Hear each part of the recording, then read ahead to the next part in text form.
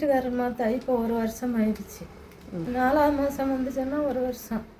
பிள்ளைகள் 3 பிள்ளைகள்.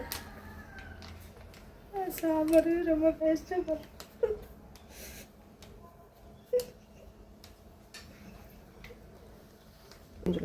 நான் வேலை மதரசாவில் தான் வேலை பார்க்குறேன். சும்மா பூட்டைக்குள்ள 2000 ரூபா சம்பளம் கொடுக்குறாங்க. இந்த எடுவாடி வேலைக்கு தான் போகிறேன். ஒரு நாளைக்கு 200 ரூபா சம்பளத்துக்கு போகுது இந்த பையன். பள்ளிக்கூடம் போகுது. இந்த பிள்ளை 9ஆவது படிக்குது. இந்த பிள்ளை 7ஆவது படிக்கிறாங்க. சாப்பாடு ரொம்ப சிரமப்படுறான். மதரசாவில் பூட்டி தொடச்சி புள்ளிகள் வர்ற நேரம் பாயை விரிச்சு விட்றது அந்த வேலைக்கு. இந்த மளிகை சாமான் மாதம் கிடைக்கிற மாதிரி எனக்கு ஒரு உதவி பண்ணுங்கள். கொடுத்தவங்களுக்கு நான் ரொம்ப துவா செய்கிறேன். நான் பள்ளிவாசலை கூட்டி பெருக்கி சுத்தம் செய்த பெண்மணிக்கு ரசூல்லா ஜனாசா தொழுகை செய்வித்த பிறகு சொன்னார்கள், நான் தொழுவிச்ச பிறகு அந்த கபர் இருட்டிலிருந்து வெளிச்சத்துக்கு மாறியது. சுபஹானல்லாஹ்.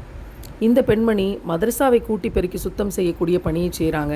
இவர்களுக்காக உடன் நிற்க வேண்டியது ஒவ்வொரு மூமினான சகோதர சகோதரிக்கும் கடமைன்னு நான் நினைக்கிறேன்.